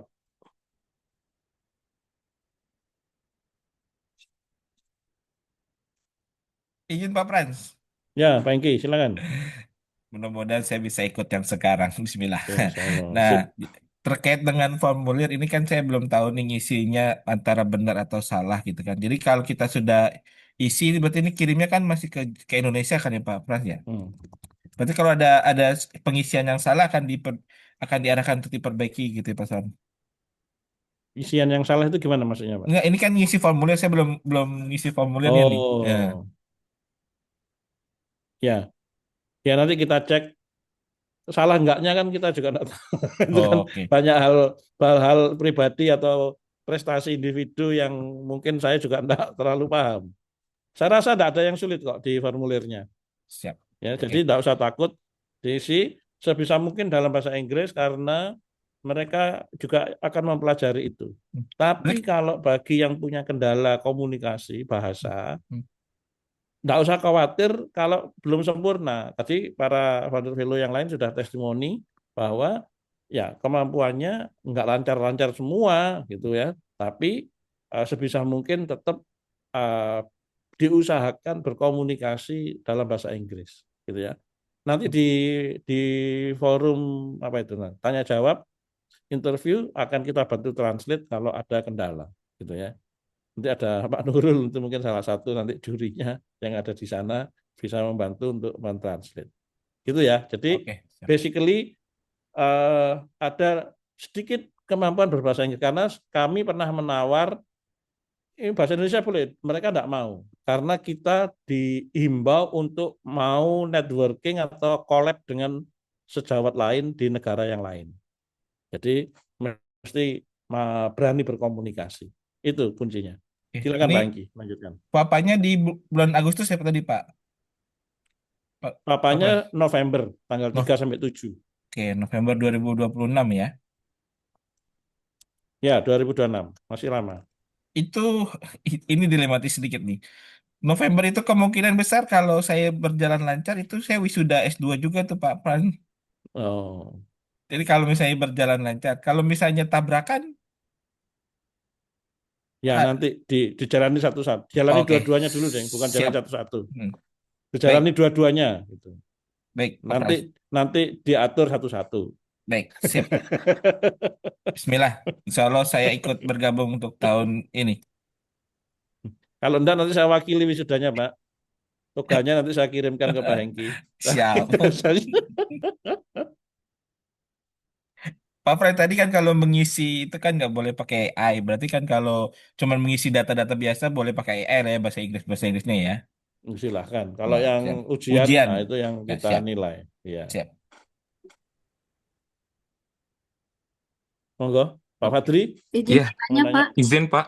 Terima kasih. Perkenalkan Pak, Pak. nama saya Apoteker Fadli. Saat ini saya kebetulan bekerja di instansi pendidikan atau perguruan tinggi. Nah, saking semangatnya saya dengan program ini, Pak. Jadi kemarin itu saya terburu-buru mengisinya karena saya tak pikir deadline-nya udah sangat dekat gitu. Sehingga tadi setelah saya mendengarkan paparan yang telah Bapak sampaikan, ternyata banyak data-data Tridharma saya yang tidak saya lampirkan begitu. Namun saya ceritakan seperti itu Pak di dalam eksekutif summary saya kayak gitu. Eh, apakah tadi saya juga mendengar, apakah kalau seandainya tadi bukti-buktinya itu belum terlalu lengkap, itu bisa kita submit kembali atau seperti apa, Nah, Pak? silakan. Itu yang Ya, pertama, nanti. Pak. Oh. Kemudian yang kedua, Pak, nah karena kebetulan saya itu memang sudah lulus terakhir profesi apoteker itu di tahun 2011 kalau tidak salah. Itu memang perjalanan praktek saya di eh, bidang kefarmasian itu memang tidak terlalu saya lakukan, tapi lebih banyak ke Tridharma gitu Pak, karena saya sebagai dosen seperti itu. Nah itu seperti apa Pak? Apakah eh, kegiatan ini bisa saya lakukan juga atau seperti apa? Terima kasih Pak. Ya. Jadi yang pertama kalau mau submit kembali silahkan. Nanti yang lama akan kami delete. Karena peserta sebelumnya juga ada yang mengalami hal yang serupa. Disubmit lagi ya kita anggap yang kedua yang lebih benar ya. Kemudian dosen, banyak nih pertanyaan ini. Dosen apakah boleh? Ya, kalau yang sebelumnya itu kita masih berdebat ya, maka yang saat ini kita coba silakan kalau dosen yang mau daftar, tapi diutamakan yang punya pengalaman praktek. Ya. Kebetulan saya memang pernah Ya, berpraktek Pak ya. ya nanti disajikan aja. Kami forum ini atau malam ini kita tidak membuat justifikasi ya Pak ya. Kami juga tidak berani untuk menjudgment Bapak boleh atau tidak boleh. Oh gitu ya, Ya, baik Pak. jadi iya, karena Iya. ini forumnya bukan forum untuk juri untuk ujiannya itu, Judgement ya nanti Pak, baik. seleksinya iya. Jadi kalau mau mengajukan merasa layak, silahkan. Kami hanya merekomendasikan kalau dosen kalau ada pengalaman prakteknya itu akan diutamakan. Kita bukan tidak butuh akademisi karena di salah satu divisi kami nanti kan ada yang bagian akademik juga. Itu kan mengembangkan kurikulum, pembelajarannya, pelatihannya. Nah, itu kan untuk membackup sejawat-sejawat lain yang dari praktisi ya. Nah, itu penyusunan modul-modul pelatihannya itu kan juga perlu keahlian atau pengetahuan dari para apoteker yang berprofesi sebagai dosen. Tapi kalau punya ada background praktek, pengalaman saat ini juga masih aktif praktek, itu akan sangat membantu. Itu aja, Pak. Ya. Itu Pak Fadli ya. Iya, Ya. Pak, satu lagi Pak, maaf, penasaran. Yang tadi Pak, kita kan nanti kan pembelajarannya itu kan berbasis learning ya Pak ya, manajemen sistemnya kan. Jadi nanti itu dia sistemnya kayak kredit gitu ya Pak ya. Jadi misalnya kita schedule-nya mampu mengerjakan exercise ataupun mendengarkan materinya itu sistem kredit gitu ya Pak ya. Apa dia harus lifetime gitu Pak untuk Enggak, proses pembelajarannya? enggak. Iya, gimana Pak? Ini yang harus saya jelaskan dulu. Iya. Jadi yang untuk program yang kami tawarkan saat ini lagi dibuka, ini kan tracknya track B yang penyetaraan.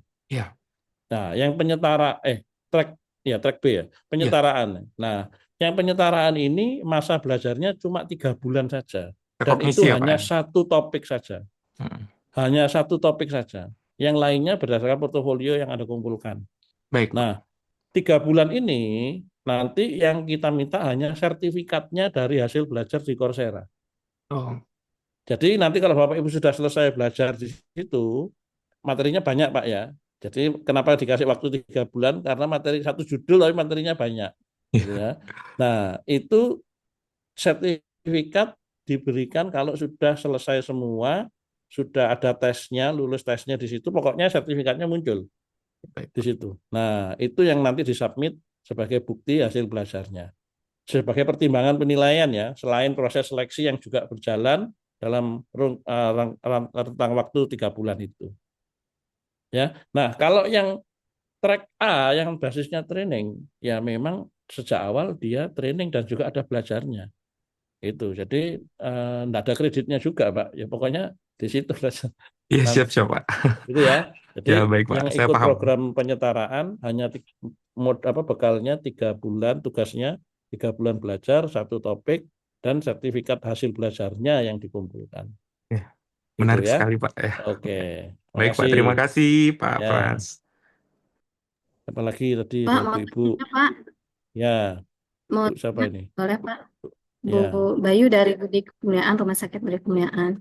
Ya. Saya mau tanya terkait dengan, sebenarnya sudah ditanya di sini, Pak. Minimal kan pengalaman 10 tahun, nantinya itu bisa mengerjakan Coursera selama 3 bulan ya, Pak ya. Nah, sementara kan tadi dipaparkan bahwa di Desember itu pendaftaran terakhir ya, Desember tanggal berapa gitu ya. Maksud saya, dokumen-dokumen apa sih yang memang harus dipenuhi gitu? Karena kan ini aja sudah Desember ya, Pak ya. Maksud saya kan ini kan ada hubungannya dengan perizinan ke pimpinan seperti itu. Apakah salah satunya harus ada keterangan dari pimpinan atau bagaimana? Karena kan ini harus dikomunikasikan juga. Itu Pak. Terima kasih.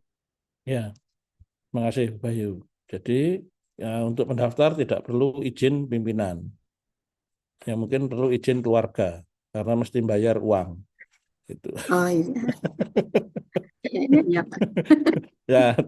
Tapi ini untuk yang Coursera itu artinya Enggak bayar. selama 3 bulan bebas Enggak ya, bayar. maksudnya bebas untuk pengerjaannya ya, tidak Ya, mengganggu proses kegiatan di kantor gitu ya. Enggak.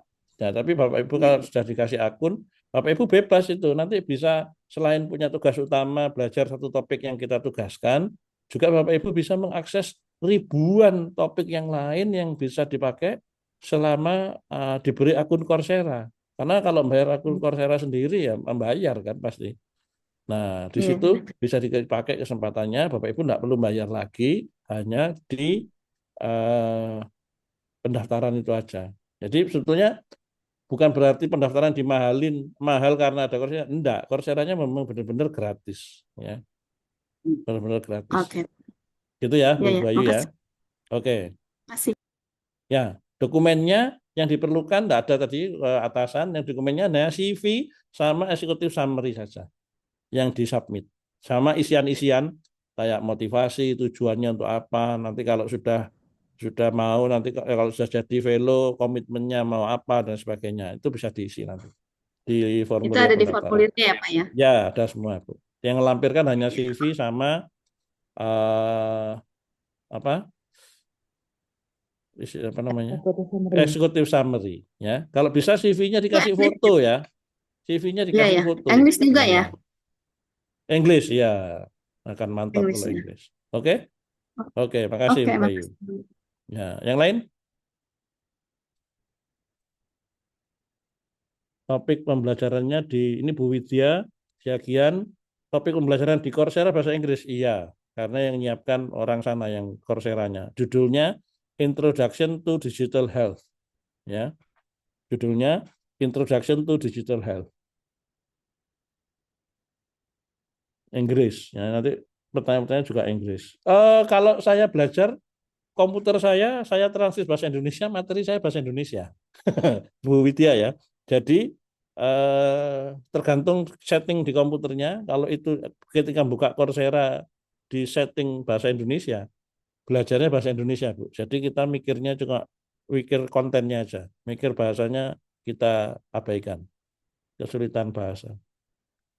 Mohon info bahan yang dipresentasikan untuk interview apakah tentang pengalaman kerja? Iya, pokoknya yang tentang summary, ringkasan dari CV dan executive summary. Jadi 10 menit tolong dimanfaatkan untuk menjual diri ya, untuk memamerkan keahlian kita, gitu ya. Nah, itu. Bu Vivi, ya. Pertanyaannya Bu Vivi. Oke, sudah saya jawab. Yang lain?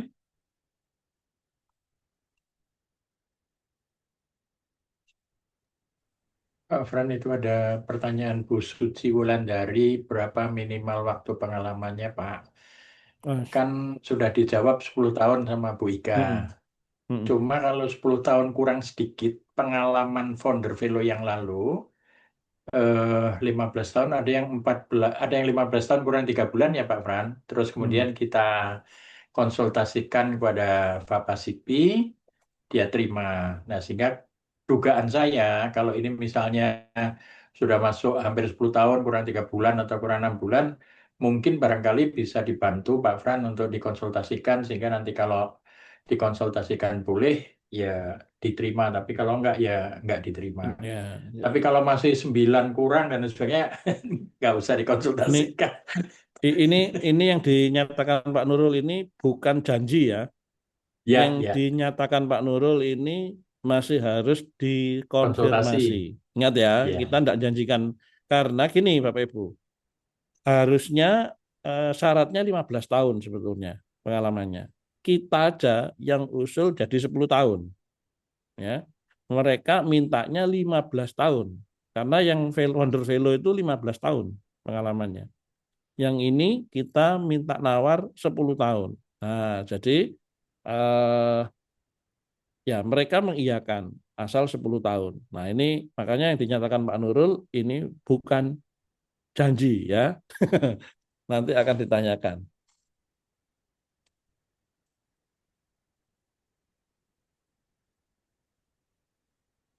Oke, ada lagi? Pak Yahya enggak nanya? Izin Pak Frank, kuotanya Ya. berapa yang Pak? 50. 20. 50. Ya. Siap. Totalnya Itu aja. 50. Ya.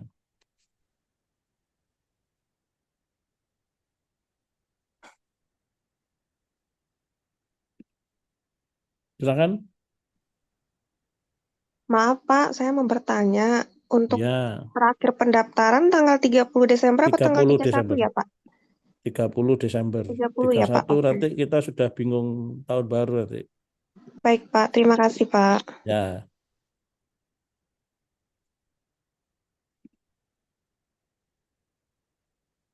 Izin Pak Frans bertanya, Ya, silakan. untuk pengalaman kerja itu apakah boleh terputus lalu berlanjut itu dijadikan 10 tahun? Contoh seperti saya di tempat kerja sebelumnya itu sudah pernah 4 tahun, lalu sekarang berpindah tempat ke tempat yang dengan institusi yang sama, maksudnya jenis pekerjaan yang sama di rumah sakit.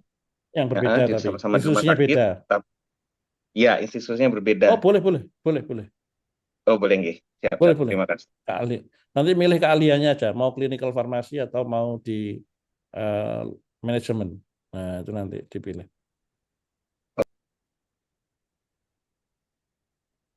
Oke.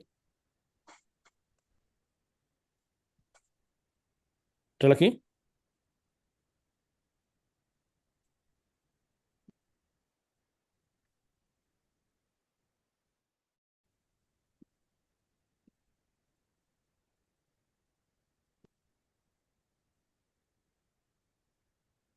Oke.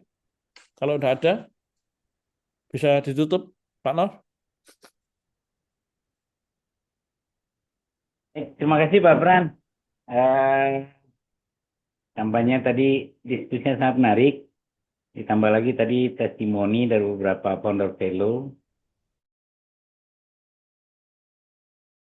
Satu gagasan inisiatif untuk pengakuan kesetaraan kompetensi dan insya Allah nanti ini juga Pak Nurul selaku ketua lembaga sertifikasi personnya IAI juga akan menyiapkan pengakuannya melalui LSP ya Pak, LSP yang diakreditasi oleh Komite Akreditasi Nasional atau KAN. Ya. Jadi ini on proses juga sehingga apa yang dilakukan ini juga bisa diakui secara nasional melalui lembaga sertifikasi yang kita miliki yang skemanya mengacu kepada ketentuan dari Komite Akreditasi Nasional atau Badan Standarisasi Nasional. Semoga teman-teman memanfaatkan kesempatan yang dibuka untuk batch kedua ini untuk pengakuan apa yang sudah dicapai. Nah, kalau urusan rezeki itu urusan Allah, ya.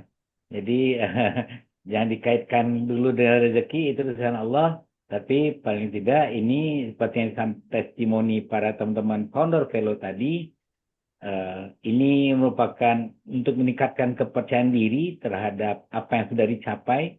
Karena yang melakukan penyetaraan atau pengakuan itu bukan IAI, tapi lembaga dari FAPA-CP yang merupakan bagian dari organisasi FAPA di tingkat Asia Pasifik. Kemudian juga dengan lolos di program FAPA-CP berarti akan menambah network secara internasional baik itu di Asia Pasifik maupun di dunia. Sekali lagi terima kasih Pak Fran, terima kasih Pak Nurul atas penjelasan pada malam ini, sangat terang benderang. Semoga ini semakin memperkuat keraguan-raguan teman-teman tadi yang ingin mendaftar, yang ragu-ragu dengan bahasa Inggrisnya. Insya Allah tidak terlalu menjadi masalah untuk ikut dalam program ini. Demikian saja. Bila taufik wal hidayah. Wassalamualaikum warahmatullahi wabarakatuh. Selamat malam. Waalaikumsalam Waalaikumsalam warahmatullahi warahmatullahi wabarakatuh. wabarakatuh. Pak Terima Nurul, kasih Terima kasih banyak ya, Bapak, Bapak Ibu, Pak Pak Nov, Pak Frans, Nurul, teman-teman Pak semuanya. Bu Frans. Eca.